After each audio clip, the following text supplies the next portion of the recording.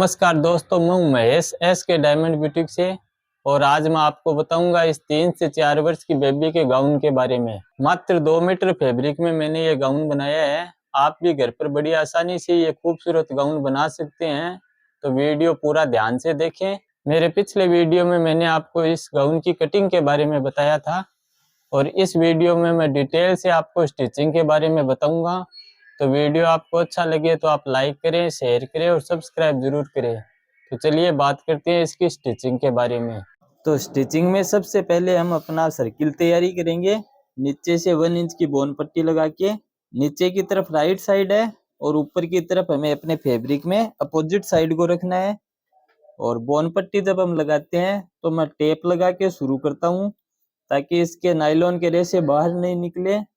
रेशे अगर बाहर निकलते हैं तो अपना फैब्रिक धीरे धीरे खराब होता है, इसलिए 1/2 इंच से थोड़ा कम फैब्रिक को फोल्ड करके अपने पट्टी पे और हमें स्टिच करना है। बोन पट्टी को न ज्यादा टाइट रखना है न लूज रखना है, नॉर्मली बिल्कुल 1/2 इंच से थोड़ा कम फैब्रिक को फोल्ड करके हमें स्टिच करना है।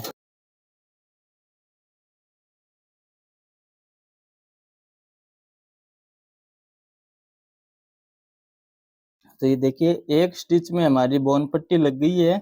अब इसको हमें डबल फोल्ड करके स्टिच करना है। बिल्कुल 1 इंच की बोन पट्टी हमारी 1/2 इंच की हो जाएगी। तो इस तरह से हमें बिल्कुल फिनिशिंग के साथ स्टिच करके इसको फोल्ड कर देना है।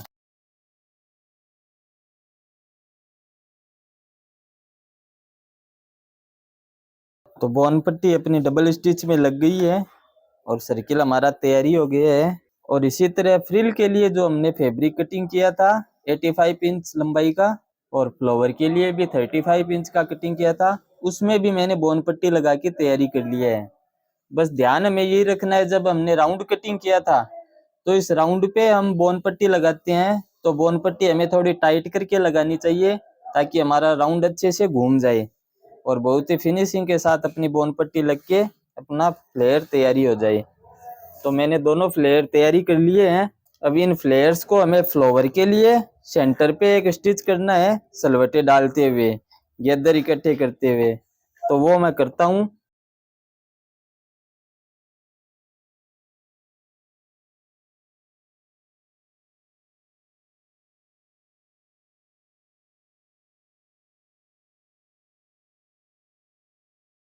देखिए, आपको आसानी से दिख रहा होगा, गैदर में डाल रहा हूँ। जो 85 इंच चौड़ाई का फ्लेयर हमने कटिंग किया है उसके मैं बिल्कुल सेंटर में नहीं डाल रहा हूँ, थोड़ा साइड में एक तरफ से हिस्सा मैंने छोटा रखा है और एक तरफ से बड़ा रखा है। अगर आप बिल्कुल सेंटर में प्लेट डालते हो तो भी कोई दिक्कत वाली बात नहीं है। और मैंने छोटा और बड़ा रखा है, इससे हमारी क्या दोनों फ्लेयर अलग अलग दिख रहे हैं, तो काफी सुंदर लग रहा है। और जो छोटा फ्लावर के लिए हमने बनाया है उसमें इसी तरह हमें गैदर बनाने हैं, वो बिल्कुल सेंटर पे बनानी है। तो मैं इन दोनों को तैयारी कर लेता हूँ। तो सर्किल में बोन पट्टी लगा के मैंने तैयारी कर ली है। और ये अपने कॉटन लाइनिंग है, इसको भी मैंने नीचे से फोल्ड कर लिया था। और 11 इंच पे एक मार्क करके 10 इंच चौड़ाई की कैन कैन कटिंग करके मैंने कैन कैन लगाई है डबल फोल्ड में। अगर आप डिटेल में देखना चाहते हैं कि मैं कैन कैन कैसे लगाता हूँ, तो मेरा एक स्पेशल वीडियो आया हुआ है, कैन कैन लगाना सीखें, आप उसमें देख सकते हैं। बहुत ही डिटेल से मैंने बताया है। कैन की चौड़ाई रखी है मैंने 10 इंच, और ये मार्क जो किया है ये किया 11 इंच पे। ये शाइनिंग वाला फैब्रिक है, इसको भी नीचे से मैंने फोल्ड कर लिया है और अपनी कॉटन लाइनिंग के ऊपर रख दिया है। और ये अपना मेन फैब्रिक है ऑर्गेन्जा, इसमें नीचे हमने बोन पट्टी लगाई थी 1 इंच चौड़ाई की। अब इन तीनों फैब्रिक को हमें वेस्ट की तरफ से स्टिच कर लेना है, तो तीनों फैब्रिक एक साथ अपने ज्वाइंट हो जाएंगे। तो सर्किल हमारा तैयारी हो गया है। उसके बाद हमें चेन लगानी है। तो इनर चेन है, इसलिए हमें डबल स्टिच में लगानी होगी। फैब्रिक राइट साइड और चेन को अपोजिट साइड रख के हमें एक स्टिच कर लेनी है।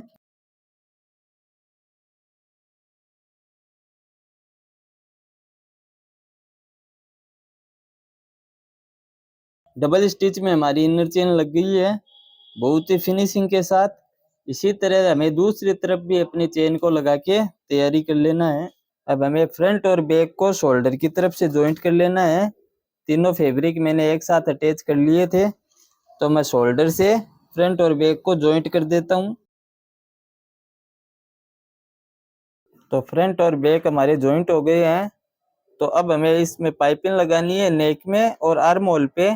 तो इसके मेजरमेंट से हमने डोरी कटिंग कर ली है और जो शाइनिंग वाला फैब्रिक है उसकी मैं पाइपिंग लगाऊंगा। अगर आप कंट्रास्ट मैचिंग में आपके पास कोई कलर हो फैब्रिक का तो उसके अकॉर्डिंग अगर आप कंट्रास्ट कलर की पाइपिंग लगाते हो तो हमारा गाउन बहुत ही सुंदर लगेगा। तो मैं पाइपिंग लगा के तैयारी कर लेता हूँ। शोल्डर और नेक पे मैंने पाइपिंग लगा के तैयारी कर लिया है। अगर आप डिटेल में देखना चाहते हो कि चेन के साथ पाइपिंग कैसे लगाते हैं तो मेरे पहले काफ़ी वीडियो आए हुए हैं जिनमें मैंने डिटेल से बताया है, तो आप उस वीडियो में देख सकते हैं। और चोली को भी मैंने राइट साइड स्टिच करके पैक कर लिया है। ये हमारा सर्किल है, तीनों फैब्रिक हमने एक साथ जॉइंट कर लिए थे वेस्ट की तरफ से। तो इस तरह से सर्किल को राइट साइड रखना है और चोली को उसके ऊपर अपोजिट साइड रखना है और बिल्कुल बराबर हमें फिनिशिंग के साथ स्टिच कर लेना है।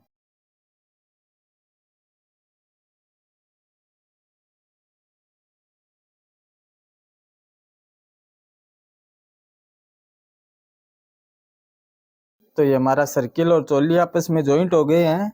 अभी जो स्टिच हमने की है उस पे इंटरलॉक बना के हमें ऊपर की एक टॉप स्टिच कर लेनी है।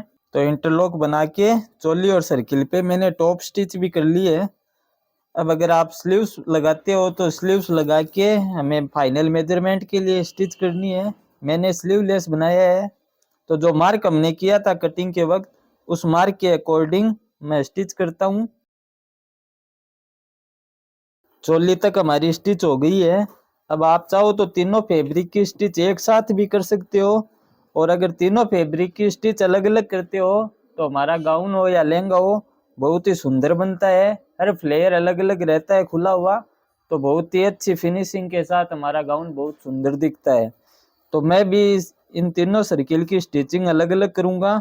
तो कॉटन लाइनिंग हमारी आपको दिख रही है बाहर की तरफ है और बाकी दोनों फैब्रिक है उनको अप्रोक्स 1 इंच मैंने अंदर की तरफ कर दिया है।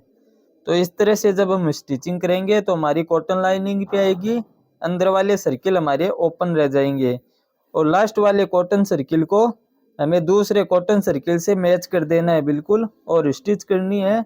तो हमारे अंदर वाले दोनों फैब्रिक ओपन रह जाएंगे।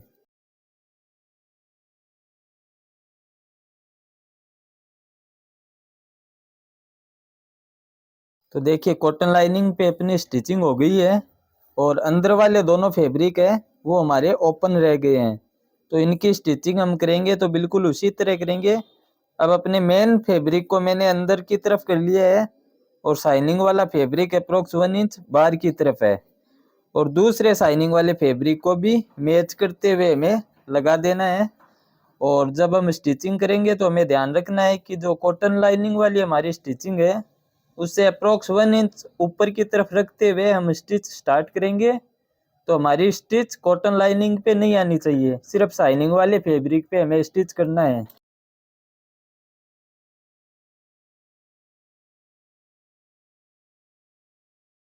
अब देखिए शाइनिंग वाले फैब्रिक पे भी अपने स्टिच हो गई है, मैंने उसको भी अलग कर दिया है और सिर्फ अपना जो मेन फैब्रिक है वो ओपन है। तो इस पे हमें स्टिच करनी है। तो जितनी दूर हमारी शाइनिंग वाली फैब्रिक में स्टिच आई है उससे अप्रोक्स 1 इंच ऊपर की तरफ से हम स्टिच स्टार्ट करते हैं और शाइनिंग वाले फैब्रिक को हमें बिल्कुल अलग रखना है।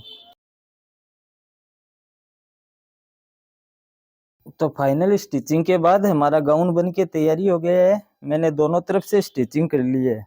अब जो छोटा फ्लोवर के लिए हमने फैब्रिक फ्रिल बनाई थी उसको जो हमारी छोटी साइड है उस साइड से हमें अंदर की तरफ फोल्ड करना है, उसको इस तरह से बिल्कुल राउंड बनाते जाना है।